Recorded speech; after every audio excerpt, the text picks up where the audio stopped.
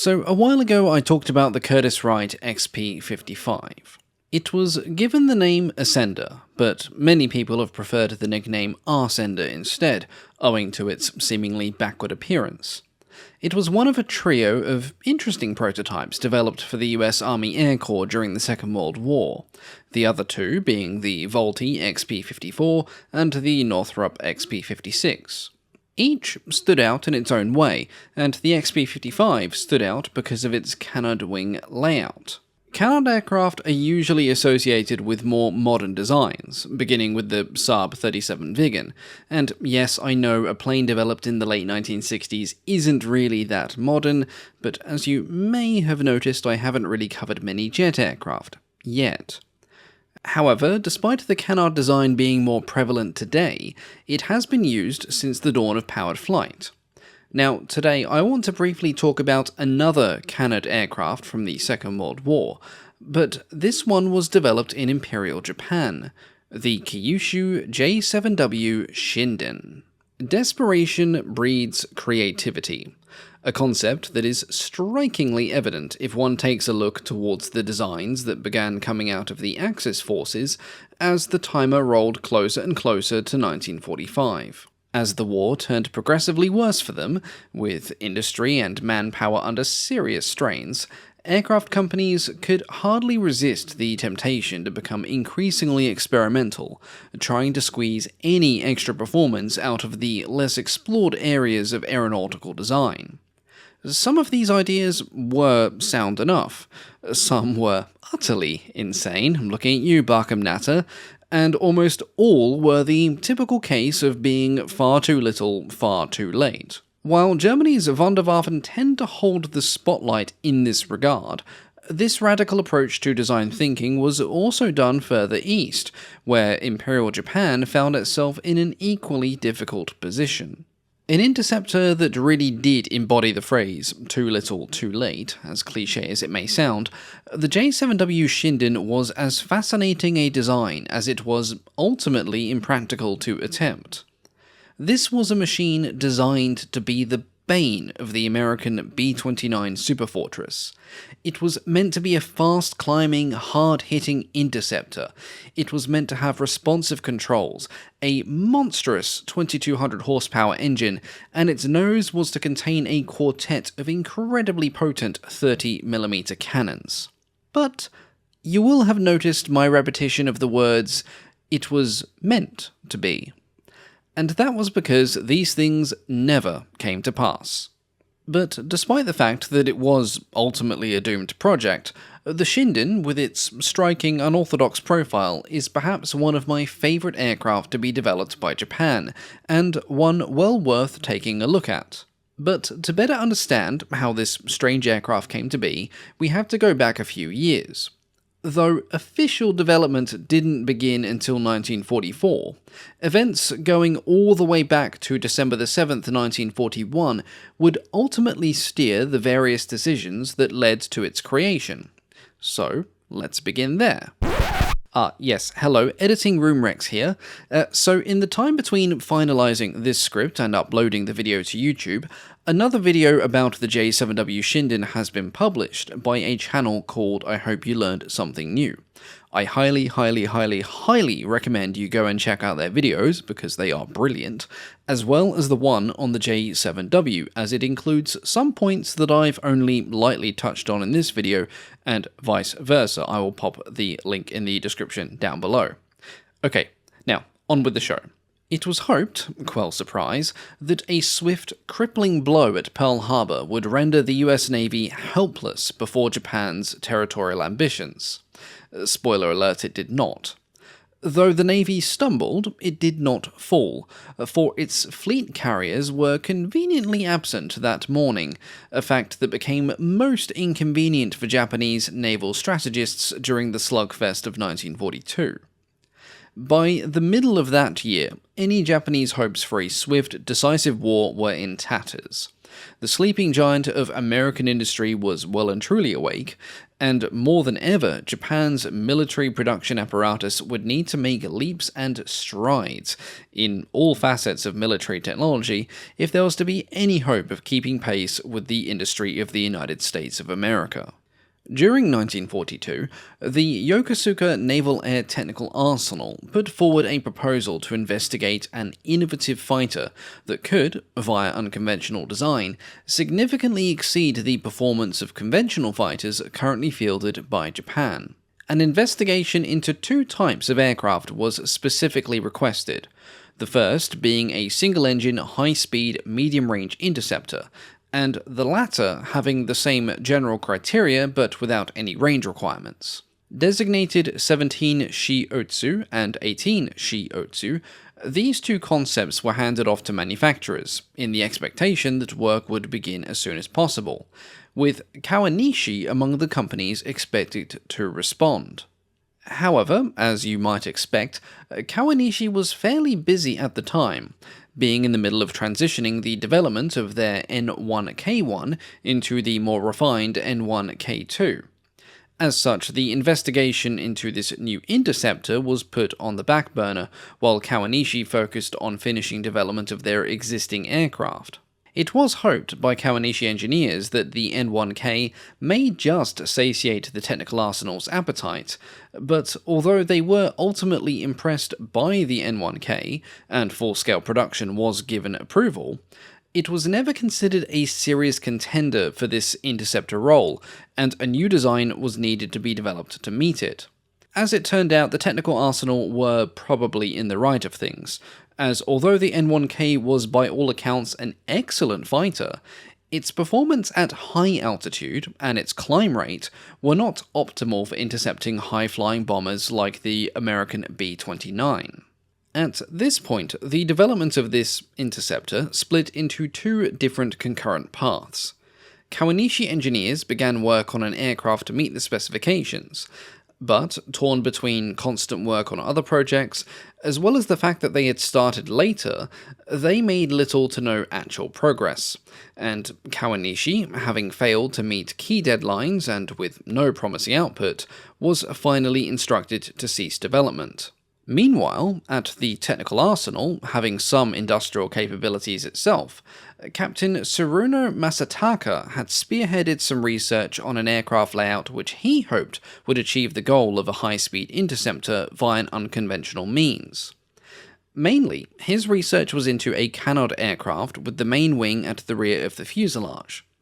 This layout promised better visibility, improved nose armament placement, and potentially lower drag, all valuable traits for a high-speed interceptor.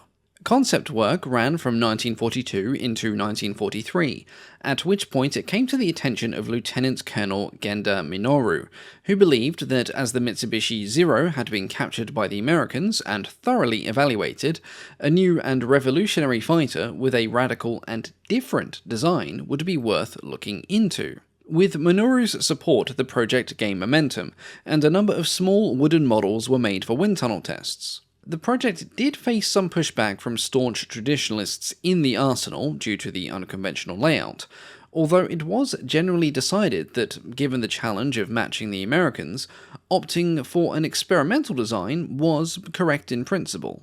In order to validate the radical canard pusher layout that was being proposed, the design team at Yokosuka developed an unpowered glider testbed that was known as the MXY-6. Built primarily of wood, it was a subscale aircraft designed to assess the stability and control characteristics of this unusual configuration. The glider had a similar shape and proportions to what would eventually become the J7W, and was constructed with simplicity in mind. It lacked an engine, of course, but did feature functional control surfaces to replicate the flight behavior expected from the powered version. The MXY-6 was launched by tow aircraft to an altitude of approximately 1,000 meters, where it would be released for free flight testing. During its time in the air, the glider helped engineers evaluate critical concerns like pitch control, stall behavior, and longitudinal stability, all of which were major question marks for a design that, in Japan, was completely untested. One airframe was then fitted with a 22 horsepower HA90, which was a 4-cylinder engine, to validate the pusher propulsion arrangement in flight. Initial tests, conducted in early 1944, confirmed that the airframe was largely free of unpredictable behavior, thank goodness. No major stability issues were recorded, and control responses were found to be manageable. These results, when combined with wind tunnel test data from August of 1943, gave the project team confidence that the full-scale aircraft could, from an aerodynamic perspective, take to the skies without the immediate risk of trying to kill the pilot. Having correctly predicted that high-altitude bombers were going to attack the mainland in force, the Navy put in a request to fast-track development, with a view to having a functional prototype by the following February. Thus, the flight testing program of these scaled-down machines was terminated in favor of putting all energy into full-scale prototype development. The task of producing this prototype was given to the aircraft manufacturer Kyushu, and it was eventually given the designation of J7W Shinden, which meant Magnificent Lightning.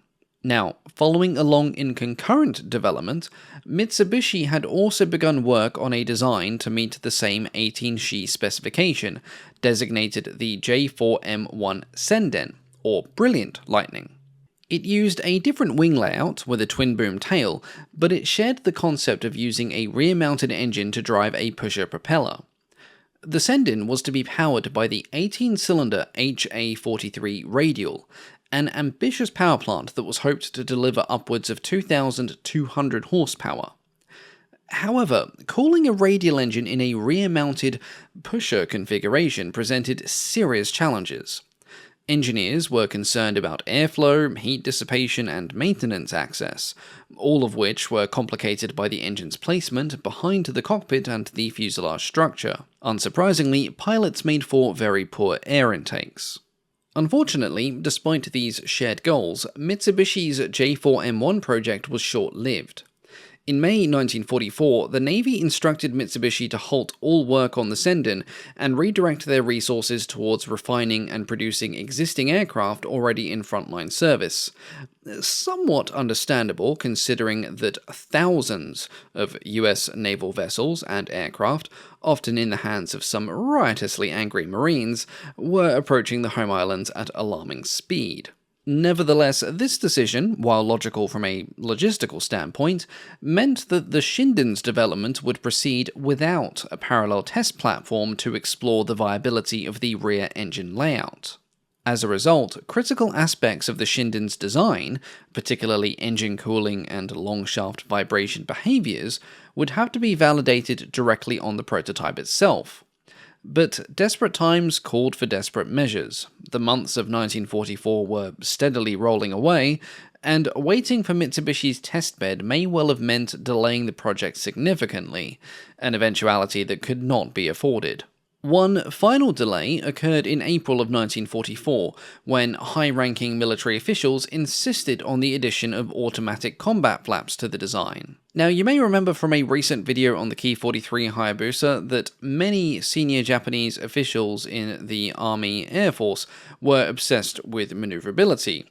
This also applied to the Navy as well, and it was an obsession that was still alive and kicking, unfortunately, late in the war. The technical arsenal heavily pushed back on this idea, citing that speed would be the main advantage of the Shinden, and that the aircraft should use boom and zoom tactics and completely avoid dogfighting. Despite this, their pushback was vetoed, and the order was given to install additional flaps. This would result in split flaps on the main wing, and slotted flaps on the canards. These would be operated in conjunction with each other, and, later on, it was noted that deploying the split flaps interfered with the efficiency of the J7W's propeller, vindicating Kyushu's earlier concerns. With the arguments about the flaps resolved by force, in May 1944 the order was formally issued to produce a prototype of the J7W Shinden.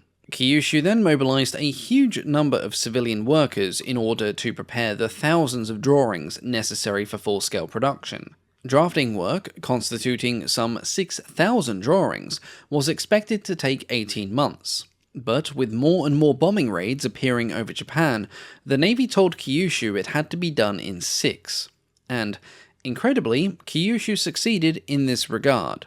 Just under 10 meters in length, 11 in span, and almost 4 meters tall, the Shinden would weigh in at just about 3,600 kilograms empty and 5,200 kilograms fully loaded.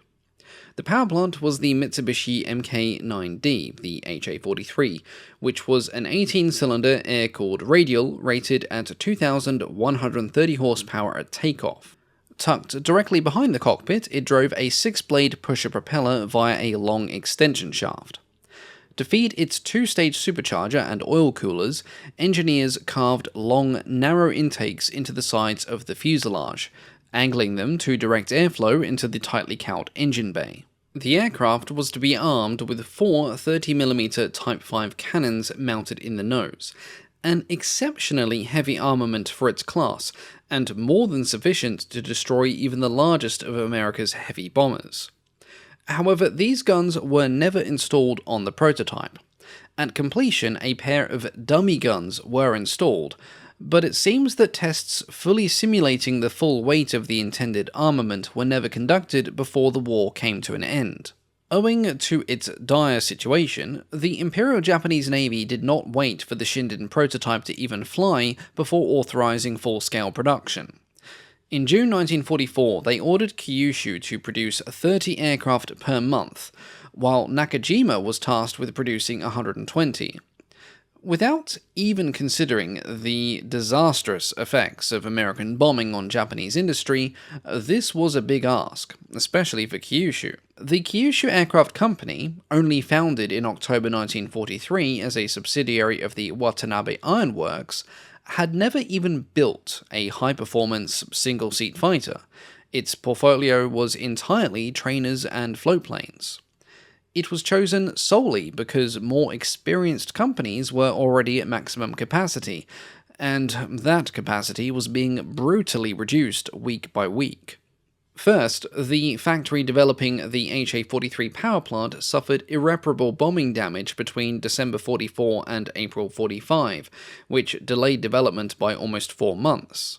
Then, the following month, Kyushu was forced to evacuate their main facilities under the pressure of Boeing B-29 bombers. In a scene of painful irony, this modern, highly experimental Japanese fighter was transported to a quiet airfield by ox and cart, and assembled in modest buildings that would hopefully attract less attention from the air. Finally, in May 1945, nearly a year later, the aircraft was assembled and transported to Shimoda Airfield on the southwest coast of the mainland. In a stark contrast to its delayed development, the testing phase of the Shinden was brief. The first few runway tests were undertaken by Captain Tsuruno Masataka himself, who was now considered the father of the project. Unfortunately, problems arose from the start. During initial ground runs, the Shinden's sleek, oblique cooling ducts proved wholly inadequate, causing excessive oil temperatures and uneven cooling airflow that risked overheating the entire power plant. Then, during taxiing trials, Tsuruno raised the nose a little too sharply, which caused the propeller to strike the ground and necessitate a significant repair job that delayed any subsequent flights for almost 3 months. Now, that sort of delay at this critical stage of the war was more or less fatal, and I wouldn't have blamed Tsuruno if he'd dropped dead from just mere exasperation at this point.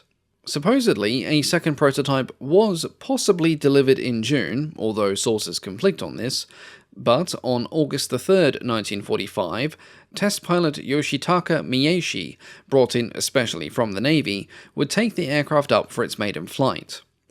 This would be just one of 3 flights it would ever make, perhaps one of the biggest anticlimaxes in World War II aircraft development. The engine was not yet cleared to operate at full power, and for the first flight the landing gear was kept fixed down for safety. Thus, the first flight was more of a glorified hop. Takeoff came at 204 kilometers an hour, the aircraft never climbed above 400 meters, and it never went faster than 259. The second flight took place on August the 6th, the same day that the atomic bomb was dropped on Hiroshima, and the third flight took place on August the 8th.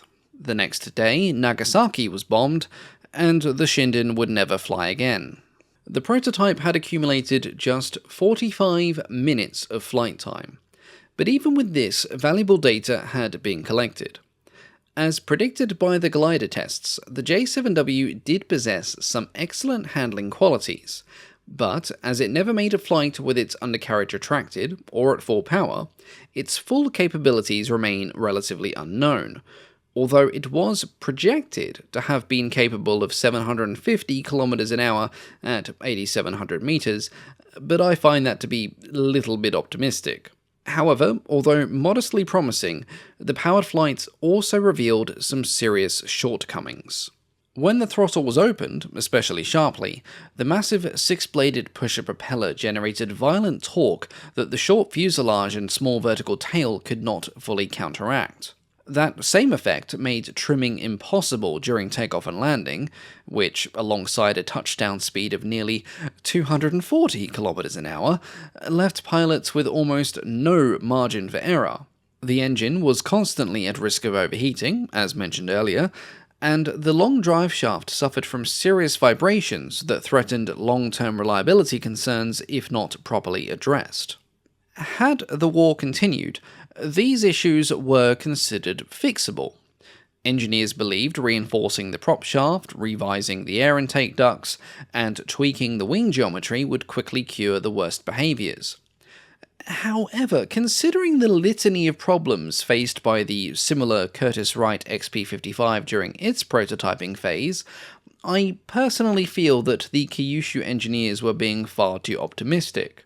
The J7W was never taken anywhere near its top speed, its stall characteristics had not yet been tested, hell, it hadn't even been flown at full load. Who knew what other problems could have emerged? Had the war continued, the Allied bombings of the Japanese home islands would have fatally hampered development, and the eventual invasion of the mainland would have curtailed further testing regardless. Now, as a quick aside, although only the piston-engined J7W reached prototype form, Kyushu designers began studying a follow-on that was known as the Shinden Kai, sometimes given the designation of J7W2 in various books and texts. This was powered by an Ashikawajima Shibaru NE130 axial flow turbojet. I apologize if I butchered the pronunciation there. And this turbojet was projected to produce roughly 900 kilograms of force of thrust. To balance the heavier jet installation, the nose canards would have been moved slightly forward and the fuselage lengthened. But chronic shortages of suitable turbojets, and the small matter of the ending of the war, meant that the J7W2 never moved beyond paper studies. The state of Japan, and specifically its aircraft industry, in the immediate weeks after the war, is chaotic and poorly recorded. But by the time the Americans arrived at the Shimoda airfield, they found, amongst approximately 145 aircraft, mostly outdated or non-operational, one of the supposed two Shinden prototypes, with its engine removed and quite badly damaged. US engineers then disassembled the aircraft and shipped it back to the States, with a view to testing it at Wright Field. Although it was reassembled at Wright Field eventually, it was never test flown again and was ultimately placed in storage, losing its wings and rear fuselage at some point along the way, although reportedly some spare parts for it are still in storage at a National Air and Space Museum building. Today, the sorry sight of the forward fuselage of the Shinden prototype is still on display at the Udvar Hazy Center of the National Air and Space Museum. Whether the J7W would have been able to make any real difference to the bombing raids over Japan in the final months of the war is up for debate, and it's been a debate that's been repeated many times over the years. Some argued that the industry power was never going to be there, And some argue that the pilot's quality was a bigger limiting factor than the performance of available factories. Setting aside the questions of what ifs and maybes and all the other fun things that go into discussions of late war Axis prototypes, the Shinden is a testament to the incredible work of the technical arsenal, Kyushu, and Tsuruno Masataka, who were able to put together a remarkably innovative and fascinating aircraft under extreme pressures. Aside from being a truly interesting piece of aeronautical engineering, the Shinden has since enjoyed a presence in pop culture far bigger than any relevance it had in real life. Its sleek lines and unorthodox design have made it a popular addition to several video games and flight simulators over the years. Until recently, these were the only ways in which we could even attempt to appreciate the Shinden in its unrealized glory. But this changed in 2022. A 1:1 scale replica built by Toho Studios for the film Godzilla -1 was unveiled at the Tachiarai Peace Memorial Museum in Fukuoka, and I have to say it looks bloody gorgeous. So if you ever find yourself in that part of Japan, I highly recommend checking out the J7W. As always, thank you all so much for watching, and a big thank you of course to the Patreon supporters. Now, some people have asked where the promised History of Curtis videos have gone. They are coming. After rereading the scripts for episodes 2 through 4 out of 5, I wasn't happy with them, so I basically redid them all from scratch, which took a fair bit of time, funnily enough. However, part 2 should be coming out in the next couple of weeks. A big thank you, of course, to our Wing Commander tier patrons, our highest tier supporters, and I'm going to be doing some live stream testing at last. The first few will probably only be short ones to test out my software and work out the kinks, etc., but I'll be advertising the dates on the channel soon, so stay tuned. But that is all for now. Thank you all so much for your continued support, and I will catch you all next time.